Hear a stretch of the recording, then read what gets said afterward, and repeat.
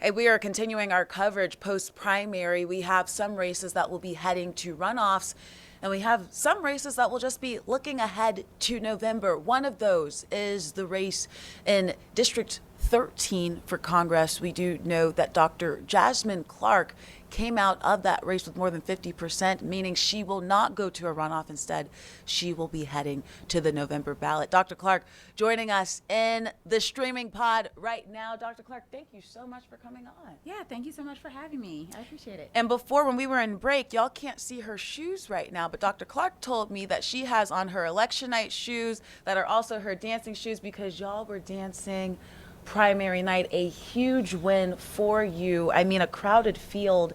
And of course, coming out of Representative Scott's district that he long served, he unfortunately passed before this. But we know that this is now a new era that you will be looking to if you win in November. I want to know your thoughts coming out of primary night. Not only did you win, but you don't have to go to a runoff here. Well, one, relief. It feels really good to, have been able to get through this on election night and not have to worry about a runoff. As you know, runoffs are a lot more time, a lot more money, a lot more resources. And so it felt really good to be able to get through the election night and be able to do our victory dance early. At the same time, this was a very hard-fought race. There were 6 people after the passing of the congressman, 7 when he was still in the race. That's a lot of people, and so there were a lot of things that could happen, but we kept our eye on the ball. And that's really what it boils down to, is we just kept our eye on the ball, and we ran through the finish line. And I want to be respectful of the Scott family because we do know that he suddenly passed. He was long serving. He was getting ready to run for, I believe, his 13th term. But in that, before his passing, you had emerged, several others had emerged saying that it's time for him to end his run. It's time for new leadership in District 13. Why did you think that it was time for new leadership? I mean, I was looking at what was going on in our country. And so, as you mentioned, I have a doctorate. My background is in microbiology. I serve in the Georgia State Legislature now as a state representative. And in the state legislature, I have brought a science voice to policymaking at the state level. And I was looking at all the things that were going on in our country with RFK Jr. running our public health systems into the ground, and looking at the way people in the Trump administration just hated their jobs. And I really wanted to get in there and bring a science perspective to legislating in the at Congress, so at the congressional level. And so I really went into this saying, I think there is a perspective that is missing. There is a voice that is not there, that is absolutely needed in this moment. And I feel like I can be that voice. And so, yes, I am also technically younger. I'm in my 40s, and I do much think... younger, as some people would say. Yeah. And so I do think it's really important. I'm a mom. I bring that lens to this job as well. I am the person that's kind of in what we call the sandwich generation, taking care of your parents. Like, for example, I lost my father on the campaign trail as well. And so, dealing with that while also still raising children. I have a child in college and I have a child in high school. So, I want to bring that perspective because that is something that I think really is needed in Congress right now. My condolences to you. Thank you. To your dad. Loss is never easy, and here you are, still pushing. The race is not over yet. You are running in a heavily Democratic seat. Some people say a safe Democratic seat, but you are going to be running against Jonathan Chavez, a Republican, in November. Are you confident that you will be headed to Washington next year? I feel very good about our chances of heading to Washington. If history is our guide, then we should get through this, general election pretty easily. However, I do believe that when there are Democrats in what we consider safe Democratic seats, that it's incumbent upon them to make sure that they are a rising tide that lifts all boats. And so we are still going to run a full throttle campaign. We will leave no stone unturned because we believe that high turnout in Congressional District 13 helps all of the statewide races. It helps people like Senator John Ossoff in his reelection bid. And so regardless of whether it's, quote, safe or not, we are not running a safe campaign. And I want to ask you about some other Democrats that are in not so safe seats, right? Former Atlanta Mayor Keisha Lance Bottoms also not having to go to a runoff. She will have to face whoever the Republican nominee is. They are having to go to a runoff. That'll either be Burt Jones or Rick Jackson, as well as Senator John Ossoff, who will be facing a Republican. Mike Collins and Derek Dooley will be duking it out to see who will go to a runoff there, or excuse me, who will be the nominee. Mm-hmm. When it comes to Mr. Ossoff and Miss Lance Bottoms, how do you plan on helping them get through? Yeah, absolutely. So again, I think that is where turnout is absolutely key. We have to make sure that we are turning out voters and that we get voters to understand just how important this election is. And so that's why I say, even running in a safe Democratic seat where there are some people that say, oh, you're done, like you're smooth sailing from here on out. I don't believe that. I believe it's important for me to be on the campaign trail. I think it's very important for me to get out there to my constituents, knock those doors, make those phone calls, do all the things that I would do as if I were running in a competitive election. Like before this, I ran in 4 very, very competitive elections, including having, $500,000 spent in attack ads against me in the last election that I ran in. So I'm going to run my race just like that. Because I do believe, again, the more people we turn out in Congressional District 13, the better off those candidates like Keisha Lance Bottoms and John Ossoff have at claiming victory on election night. We just got to get all the people to turn out. Yeah, it depends on who comes out to vote, yes. Right? Here's a question I want to ask you about this narrative nationally that Democrats struggle to connect outside of those urban pockets or the city pockets, struggling to connect with the suburban voters or rural. Some of your district is the suburbs. Mm-hmm. What do you think that national Democrats can learn from what you've done in your campaign and reaching out to those suburban voters? Yeah, absolutely. So actually Congressional District 13 is mostly suburban. There's very few urban pockets in Congressional District 13.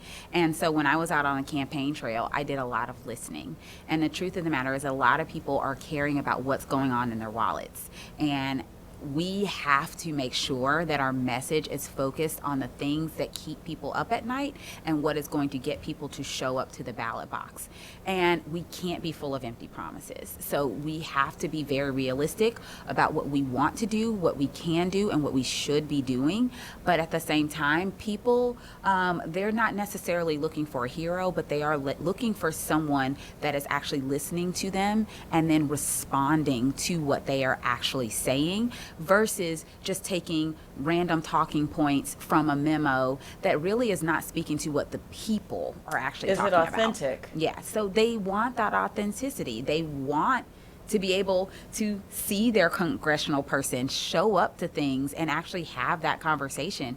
That's what we did on the campaign trail. Like, we showed up to all the forums. We answered the tough questions that were asked of us, and I think people appreciate that. And you are no stranger to politics, like you said, long serving under the Gold Dome. But this would be your first time headed to Washington if you win this race in November. Post the 2024 election, you said that nobody's looking for a hero.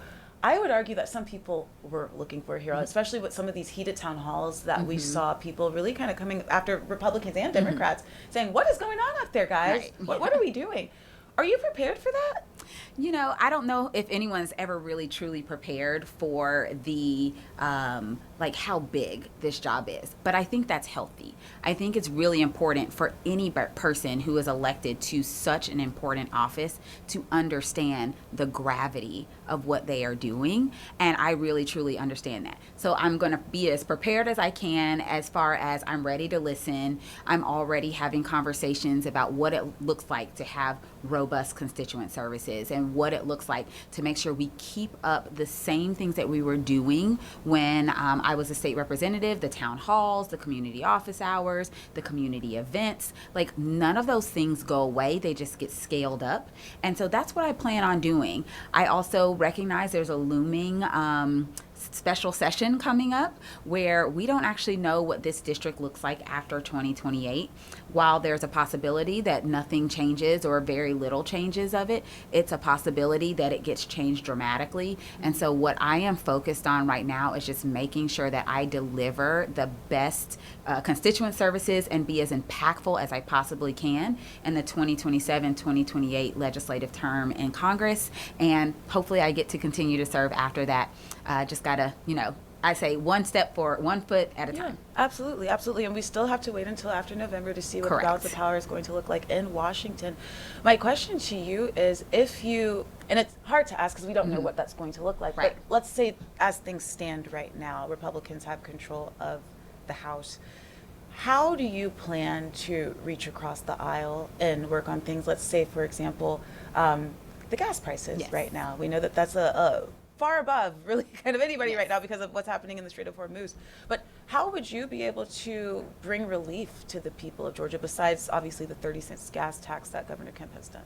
So the interesting thing about the gas tax suspension is that no one even knows it's happening because gas is still super expensive for a lot of people. And I think that's really sad. Technically, our gas is supposed to be over $4 here in Georgia, but we've suspended that tax. I think one of the things I recognize is that when it comes to gas prices, that is nonpartisan. People don't care if you're a Democrat or a Republican. They want you to fix it. Money is and green. So I think that is what is really, really important, is that we recognize that there are some issues that transcend partisanship, and we have to do that. Also, I will say, I have been in the minority the entire time I've been elected in the state of Georgia, and so I'm no stranger to having to work across the aisle on good policy. So I always had this saying on the campaign trail, I'll work with you when you're right, and I will fight back against you when you're wrong. I will take that same energy to Washington, D.C. And then one question I do have for you too, just on the topic of affordability, even on the topic of immigration. I mean, there are some things that Democrats and Republicans just do not see eye to eye on in Washington. For example, the immigration question with DHS led to the shutdown of the government, extended shutdown led to 5-hour-long TSA lines that we saw yes. here at home not too long ago. If you're in that situation, what's your move? I mean, I was very much in favor of the original plan, which was not to shut down the entirety of DHS, but to only focus on shutting down ICE and CPB. And here's the thing. The people, the ICE agents, they were still getting paid because they already had a budget that was 7 times their normal budget, and they still had money to pay their agents. So in this scenario that I pictured was the best case scenario, TSA agents are getting paid, the people who are working on the Coast Guard and all the other people under DHS, they're still getting paid. And ICE agents, we're still working on making sure we rein in some of, or a lot of, not just some, a lot of the things that they were doing that a lot of people just do not believe is the way that we're supposed to be doing anything in a free country. We need to acknowledge due process. We should not have agents out here going rogue in mass, grabbing people off the streets. Again, these are things that I don't even think are difficult asks, yet that was the hang up. And I think it was worth fighting to make sure that we at least got some of those reforms before we funded that agency. So I'm kind of in the middle. I feel like we used TSA agents as pawns, and by we, I'm saying Republicans, because they're the ones that wouldn't take that deal. Some Republicans would say that Democrats were also at fault there. And I'm sure they would. But I disagree because it was on the table, and that's eventually what we ended up doing anyway. So at the end of the day, it's the same way when we had the previous shutdown and we were asking for health care and then we never got the thing that we were asking for, and it was like, well, what was this all for? I see it in the same way. They were holding on and they allowed that catastrophe to happen at our airports. And instead of honoring the TSA agents and making sure they got paid and just funding that part, they brought ICE agents into the airport to add insult to injury. That did not help their image. And so at the end of the day, we got the deal that we had originally asked for.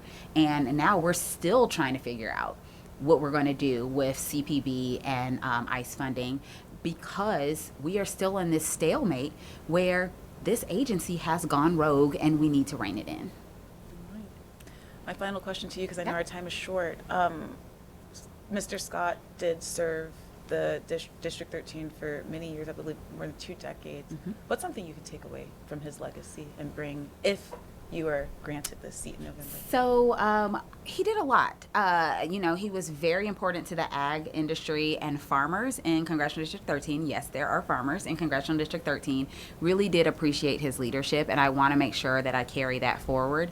But also, he was really big on HBCUs. I'm an HBCU mom now. My son goes to Morgan State in Baltimore, and so I want to also continue making sure that we're pouring into these historically black colleges and universities, because it's really important that we do that, especially now in our country. And also, he was known for his health fairs and his job fairs, and I've been doing health fairs as well, and I will continue to do that. I look forward to scaling that up and providing those services to the district, or continuing to provide those services to the district, because let's be real, healthcare right now is out of control, costs are out of control, and a lot of people in our communities are not able to get care. And so I want to make sure that we're doing that for them. Dr. Jasmine Clark, state representative, now the primary, Democratic primary elect, heading to November for District 13. Thank you so much for Thank coming in. you. We truly appreciate it. We'll be putting more information about Dr. Clark and this race that's now headed to the November ballot on 11alive.com.